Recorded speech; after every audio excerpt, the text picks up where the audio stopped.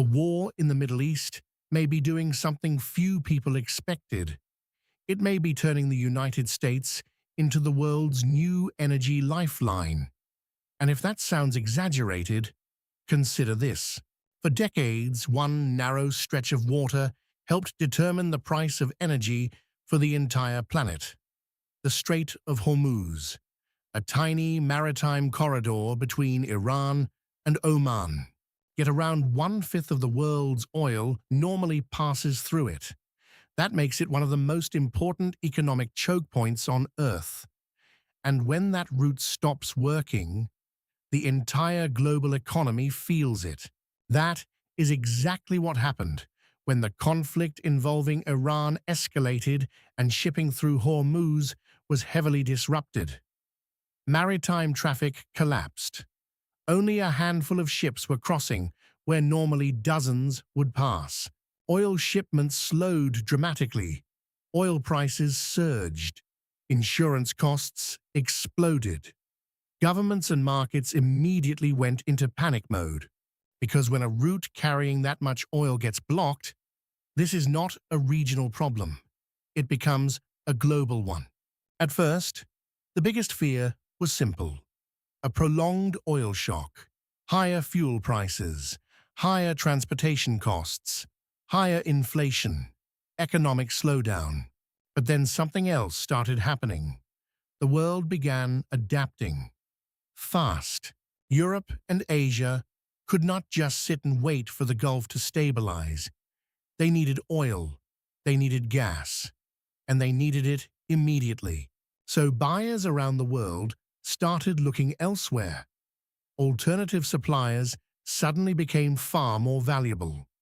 And one country was in the perfect position to benefit: the United States. For years, America had been building up its domestic energy production, especially through shale oil and natural gas. That had already made the US one of the world's largest producers. But now, with the Persian Gulf disrupted, America was no longer just energy independent. It was becoming the emergency supplier for everyone else. US energy exports surged to record highs as buyers rushed for alternatives. Tankers began heading toward the US Gulf Coast in massive numbers. Export terminals ramped up operations. American crude, LNG, and refined fuels suddenly became some of the most demanded commodities in the world. And this matters for one simple reason: energy markets create long-term relationships. Countries do not casually rebuild their supply chains every few months. Once buyers find a reliable supplier, they often keep buying from them. Infrastructure gets built around those routes. Contracts get signed. Ports adapt. Refineries adjust. Trade patterns shift. So even if Hormuz fully reopens later, some of that demand may never go back. If that happens, the implications are massive, because for decades, the Middle East's leverage came from one core reality: the world needed its oil, and much of that oil had to pass through vulnerable choke points. That gave countries like Iran strategic influence far beyond their economic size. The threat of disrupting Hormuz was one of Tehran's most powerful geopolitical weapons, not because Iran needed to use it often, but because the possibility alone could move markets, could pressure rivals, could shape negotiations. But if the world begins building permanent alternatives, that weapon weakens, because leverage only works when people have no substitute. If buyers diversify enough, if enough supply comes from the US, Latin America, or elsewhere, then closing Hormuz becomes less terrifying over time, meaning Iran may have damaged part of its own long-term bargaining power. Not immediately, not completely, but potentially, and the ripple effects do not stop there, because another country has a lot at stake in this shift: China. China is one of the largest energy importers on Earth.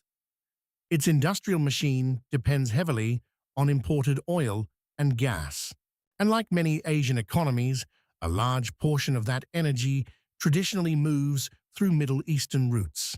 A more unstable Gulf means higher energy costs, more expensive shipping, higher insurance premiums, and greater supply uncertainty.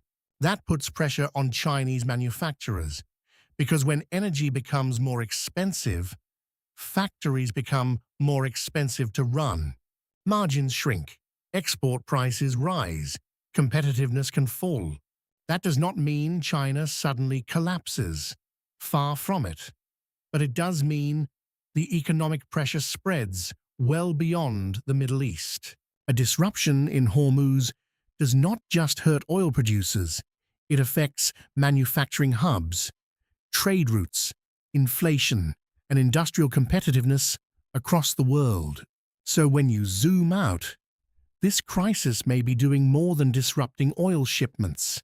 It may be accelerating a global energy realignment, one where the US gains influence, Iran risks losing leverage, and energy-dependent economies face new vulnerabilities. But this is where the conversation becomes more controversial, because some people look at all of this and say, this was simply an unintended consequence of the crisis, a chaotic geopolitical event that just happened to benefit the United States. Others disagree. They argue Washington may have anticipated that any major disruption in the Gulf would strengthen American energy dominance. Some go further, suggesting US policymakers have long understood that instability in Middle Eastern supply routes could accelerate a shift toward Western-controlled alternatives. To be clear, there is no public proof of a coordinated plan to create this outcome yet. But for many observers, the sequence of events raises questions, because whether planned or not, the result is the same. America's strategic position in global energy has strengthened. Its exports are rising. Its influence is growing. And countries that once relied heavily on the Gulf are being forced to reconsider their dependencies. So what exactly are we watching unfold here? A temporary market reaction, or the beginning of a historic shift in who powers the global economy? Because if this trend continues, the Middle East may no longer hold the same monopoly over global energy security that it once did. And the United States may emerge not just as a superpower, but as the new energy backbone of the Western world. So what do you think? Was this simply a crisis that accidentally benefited America? Or are we watching a deeper geopolitical strategy play out in real time? Let me know in the comments. Was it all just pure luck or a genius strategy?